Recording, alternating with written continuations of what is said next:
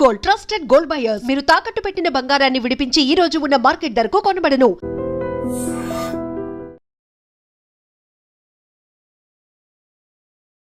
Hi hello నమస్తే, welcome to I dream. నేను మీ శ్రావ్య.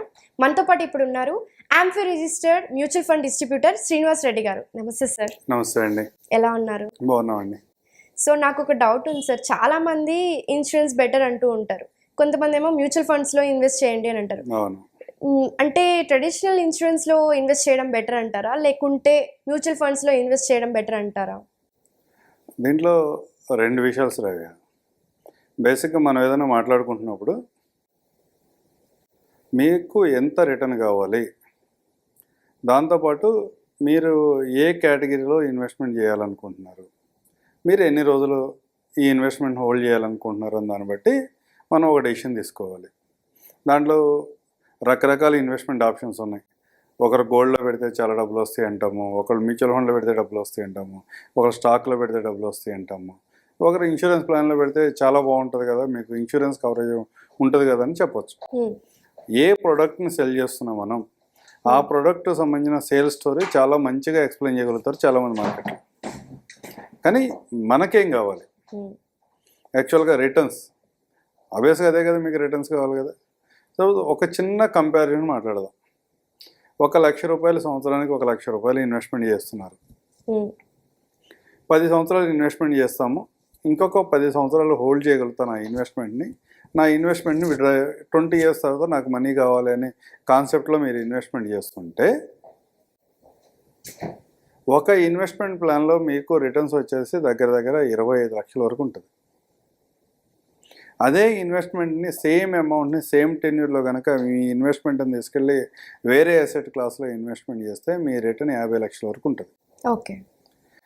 10 లక్షలు ఇన్వెస్ట్మెంట్ చేస్తారు 10 సంవత్సరాల్లో, ఇంకొక 10 సంవత్సరాలు హోల్డ్ చేసిన తర్వాత ఒక చోట 25 లక్షలు వస్తుంటే రెండో చోట 50 లక్షలు వస్తుంది. వినటానికి చాలా బాగుంది, కానీ ఏంటి డిఫరెన్సెస్ ఏంటి? ఫస్ట్ ఏదైతే నేను 25 lakhs మెచ్యూరిటీ వస్తుంది అంటున్నానో దాంట్లో మీకు ఒక 10 లక్షల రూపాయల ఇన్సూరెన్స్ కవరేజ్ కూడా ఇవ్వగలుగుతాం.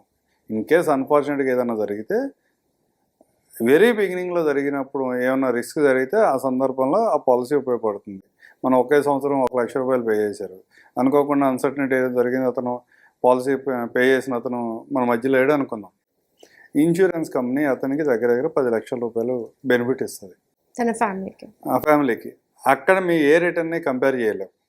అట్లా కాకుండా ఇతను ఒక 20 సంవత్సరాల వరకు లైవ్లోనే ఉన్నాడు, అతనికి 25 లక్షలు మాత్రమే ఈ పాలసీలో వస్తుంటే, ఆల్టర్నేటివ్గా వేరే చోట ఇన్వెస్ట్మెంట్ చేసి అతనికి ఆ 10 years ఒక టర్మ్ ఇన్సూరెన్స్ తీసుకుని మిగతా అమౌంట్ని, సపోజ్ ఆ 1 లక్ష రూపాయలు అంటే ఒక 20,000 రూపాయలు టర్మ్ ఇన్సూరెన్స్కి వెళ్ళొచ్చు, మిగతా 80,000 కనుక నేను మ్యూచువల్ ఫండ్ లాంటి అసెట్ క్లాస్లో ఇన్వెస్ట్మెంట్ చేస్తే సేమ్ 10 yearsలోనే అతనికి 50 లక్షల మెచ్యూరిటీ అతను పొందడానికి అవకాశం ఉంటుంది. బ్రతుకున్నప్పుడే మనకి అది యూజ్ అవుతుంది అని అంటే. అంటే ఎర్లీగా చనిపోయిన కేసుల్లో ఇన్సూరెన్స్ ప్లాన్ చాలా బెటర్గా ఉంటుంది. కానీ లాంగ్ టర్మ్ అతను టార్గెట్ ఇయర్స్ వరకు బతికున్నప్పుడు మాత్రం ఇన్సూరెన్స్ క్లబ్ చేసిన ఇన్వెస్ట్మెంటే కంటే కూడా ఇన్సూరెన్స్ను సపరేట్గా తీసి ఓన్లీ మ్యూచువల్ ఫండ్ సపరేట్గా ఇన్వెస్ట్మెంట్ చేసుకుంటే మీకు అన్నీ కలిపి ఆల్ టుగెదర్ కలిపి మీకు రిటర్న్స్ అనేవి చాలా ఎక్కువగా ఉంటాయి. అంటే చాలామంది టర్మ్ ఇన్సూరెన్స్లో నాకు రిటర్న్స్ ఏం రావు కదా, టర్మ్ ఇన్సూరెన్స్ ఎందుకు పే చేయటం, ఈ ఇన్సూరెన్స్ ప్లాన్లో అయితే నాకు రిటర్న్స్ వస్తున్నాయి కదా అంటారు. ఈ ఇన్సూరెన్స్ ప్లాన్లో మీకు రిటర్న్స్ వస్తున్నాయి కానీ సేమ్ అమౌంట్కి మీకు 25 లక్షల రూపాయలు మాత్రమే వస్తే, వేరే ఆల్టర్నేటివ్ ప్లాన్లో కనుక మనం వచ్చినట్టయితే మీకు 1 కోటి రూపాయల వరకు ఇన్సూరెన్స్ రావటమే కాకుండా అగైన్ మీకు మెచ్యూరిటీగా ఒక 50 లక్షల రూపాయలు, 20 సంవత్సరాలు మీరు ఉంటే కనుక మీకు 50 లక్షల రూపాయలు మెచ్యూరిటీగా కూడా రావడానికి అవకాశం ఉంటుంది. అందుకని అంటే మనం రిటర్న్ ఎంత ఎక్స్పెక్ట్ చేస్తున్నాము, మనం రిస్క్ ఎంత తీసుకోగలుగుతాం అన్న దాన్ని బట్టి ప్రోడక్ట్ సెలెక్ట్ చేసుకోవాలి. ఇన్సూరెన్స్ ప్లాన్లో జనరల్గా ఎండోమెంట్ పాలసీస్లో మన మనీ అంతా వెళ్ళి వాడు ఫిక్స్డ్ ఇన్కమ్స్లో ఇన్వెస్ట్మెంట్ చేస్తారు. అంటే బ్యాంక్ ఎఫ్డీస్లో చేయటం కానీ, బాండ్స్ బై చేయటం కానీ, అట్లా అక్కడ పెద్దగా రిస్క్ ఏముండదు. రిటర్న్ కూడా 6 to 5.5, 6.5 ఆ రేంజ్లో ఉంటుంది. అట్లాగే మ్యూచువల్ ఫండ్లోకి వచ్చేపాటికి మీ మనీని తీసుకెళ్ళి రకరకాల అసెట్ క్లాసెస్లో ఇన్వెస్ట్మెంట్ చేస్తాం. ఎక్కువగా మనం మాట్లాడుకునే సందర్భాన్ని బట్టి అయితే మోస్ట్ ఆఫ్ ద కేసెస్ షేర్స్లో ఇన్వెస్ట్మెంట్ చేస్తాం. షేర్స్లో ఇన్వెస్ట్మెంట్ చేసినప్పుడు రకరకాల ఈవెంట్స్లో రకరకాల సందర్భాల్లో మార్కెట్ రకరకాలుగా రియాక్ట్ అవుతూ ఉంటుంది. ఆ రియాక్ట్ అయిన దాన్ని బట్టి మీ వాల్యూస్ కూడా అప్ అండ్ డౌన్ అవుతూ ఉంటాయి. ఈ వాల్యూ అప్ అండ్ అవటం వల్ల ఏమవుతుందంటే మైనస్లోకి వెళ్తున్నప్పుడు మార్కెట్ బాగా ఏమైనా క్రాష్ అవుతున్న సందర్భాలు ఉన్నాయి, లేకపోతే డిక్లైన్ అవుతున్న సందర్భాల్లో అరే ఏదో అంతా అయిపోతుంది, ఉన్నదంతా సేవ్ ఉన్నది అట్లీస్ట్ ఈ రోజుకి ఏదైతే హోల్డ్ అయ్యిందో అదన్నా సేవ్ చేద్దాం అన్న కాన్సెప్ట్ ఒక్కోసారి మన మైండ్లోకి వస్తూ ఉంటుంది. ఒక్కోసారి ఏమవుతుందంటే కొంచెం రిటర్న్స్ బాగా అబ్నార్మల్గా వచ్చి ఉండొచ్చు ఆ సంవత్సరంలో. అంటే బాగా రిటర్న్స్ వచ్చినాయి కదా, విత్డ్రా చేసేసుకుందాం, మళ్ళీ ఇన్వెస్ట్మెంట్ చేద్దాంలే అని థాట్ కూడా రావచ్చు. ఈ రెండు థాట్స్ని కంట్రోల్ చేసుకుని కనుక మీరు లాంగ్ టర్మ్ ఉందాం అనుకుంటే ఎండోమెంట్ ప్లాన్స్ కంటే మ్యూచువల్ ఫండ్స్లో మంచి రిటర్న్స్ అయితే మనం జనరేట్ చేసుకోగలుగుతాం. కానీ అంటే ఇన్సూరెన్స్ అనేది ఎవరికి బెస్ట్ అంటారు? అంటే చాలామంది చేసుకోవాలనుకుంటారు. అవును. సో ఎవరు చేసుకుంటే బెస్ట్ అంటారు? ఇన్సూరెన్స్ అందరికీ కావాలండి. అంటే అన్ఫార్చునేట్గా ఏదన్నా సందర్భంలో ఏదన్నా అంటే పొరపాటుగా బ్రెడ్ విన్నర్ కనుక ఏదన్నా పొరపాటున అదని డిస్మిస్ అయితే ఫ్యామిలీ ఫైనాన్షియల్ సపోర్ట్ కావాలి అనుకునే వాళ్ళు ప్రతి ఒక్కరికి ఇన్సూరెన్స్ అవసరం. కానీ దీంట్లో కూడా కొన్ని రకాలు ఉంటారు, అందరికీ అవసరం ఉండవచ్చు. ఎందుకంటే మంచి వెల్దీ ఉన్న వాళ్ళు ఉండొచ్చు, వాళ్ళ బ్యాంక్ అకౌంట్స్లోనే కోట్ల రూపాయల సేవింగ్ బ్యాంక్ అకౌంట్స్లో ఉండేవాళ్ళు ఉంటారు. వాళ్ళకి ఎవరికి ఇన్సూరెన్స్ పెద్దగా పని లేదు. వాళ్ళకి ఇన్సూరెన్స్ పాలసీ తీసుకోండి, మీకు ఏమన్నా అయితే మీకు 1 కోటి రూపాయలు వస్తాయి, 2 కోట్లు వస్తాయి అంటే చాలా సిల్లీగా ఉంటుంది. కానీ ఎవరైతే పిల్లల ఎడ్యుకేషన్ కోసమనో లేకపోతే అంటే ఫైనాన్షియల్గా పెద్దగా సౌండ్ కాకపోయినా వచ్చిన లైఫ్ స్టైల్ చేంజెస్ వల్ల కానీ లేకపోతే జాబ్ అడ్వాంటేజెస్ వల్ల కానీ వాళ్ళ బిజినెస్ చేసే అడ్వాంటేజ్ వల్ల వాళ్ళ లైఫ్ స్టైల్ చేంజ్ అయ్యి పిల్లల్ని మంచి స్కూల్లో చదివిస్తూ ఉంటారు. ఒక మంచి అపార్ట్మెంట్ తీసుకుని దానికి ఈఎంఐస్ పే చేస్తూ ఉంటారు. లైఫ్ స్టైల్లో ఒక చిన్న కారు కొనుక్కొని ఆ కారుకి ఈఎంఐ పే చేస్తూ ఉంటారు. అన్ఫార్చునేట్గా ఏమైనా జరిగితే కూడా, బ్రెడ్ విన్నర్కి ఏమైనా జరిగితే కూడా మిగతా ఉన్న ఫ్యామిలీ మెంబర్స్ యొక్క లైఫ్ స్టైల్ చేంజ్ కాకూడదు, వాళ్ళ పిల్లల ఎడ్యుకేషన్ కంఫర్ట్గా ఉండాలి, ఎలాంటి ఇబ్బంది రాకూడదు అనుకున్న వాళ్ళందరూ కూడా ఇన్సూరెన్స్ ప్లాన్ తీసుకోవాలి.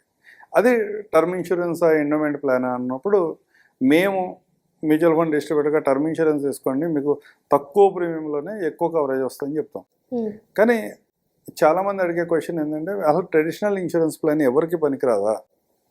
అదొక క్వశ్చన్. అలా మ్యూచువల్ ఫండ్ దగ్గరికి వెళ్ళగానే మీరేది ఇన్సూరెన్స్ ప్లాన్ వద్దు అని చెప్తూ ఉంటారు, ఈ ప్లాన్ ఎవరికి పనికిరాదని చాలామంది అడుగుతూ ఉంటారు. అట్లా కాదు.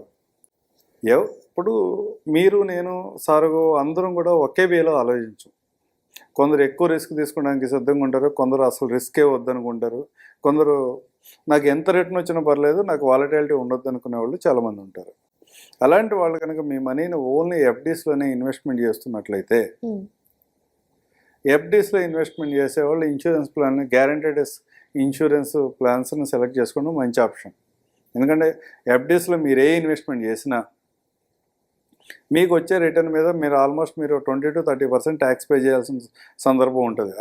ఇయర్లీ 5 lakhs పే చేయగలిగిన కెపాసిటీలో ఉన్న వాళ్ళు ఎవరైనా సరే వాళ్ళ 30% ట్యాక్స్ స్లాబ్లో ఉంటారు. 30% వాళ్ళు వచ్చిన రిటర్న్స్ మీద 30% ట్యాక్స్ పే చేయాల్సి ఉంటుంది. అదే మీరు ఇన్సూరెన్స్ ప్లాన్లోకి వెళ్తే కనుక మీకు ఎలాంటి ట్యాక్స్ ఉండదు. అంటే post tax return, real return అంటాం మేము మార్కెట్లో. రియల్ రిటర్న్ ఎఫ్డీస్లో చూసుకుంటే దగ్గర 5% లోపు, 4.5% లోపు ఉంటుంది 30% ట్యాక్స్ లెవెల్లో ఉన్న వాళ్ళకి.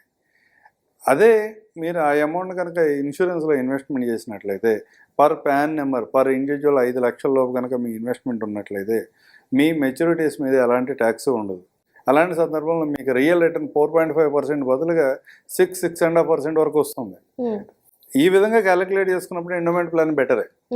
అట్లా కాకుండా నేను రిస్క్ తీసుకోగలుగుతాను, చాలా ఎక్కువ రిస్క్ తీసుకోగలుగుతాను, ఈ వాలటిలిటీ నేను అబ్జర్వ్ చేసుకోగలుగుతాను, ఏమన్నా మార్కెట్ ఒక 20% 30% క్రాష్ అయినా కానీ నా లైఫ్ స్టైల్కి వచ్చిన ఇబ్బంది ఏం లేదు, నేను 2 years 3 years వెయిట్ చేయగలుగుతాను అనుకున్న వాళ్ళకి మాత్రం ఎండోమెంట్ పాలసీ సూటబుల్ కాదు. వాళ్ళకి మ్యూచువల్ ఫండ్ సూటబుల్.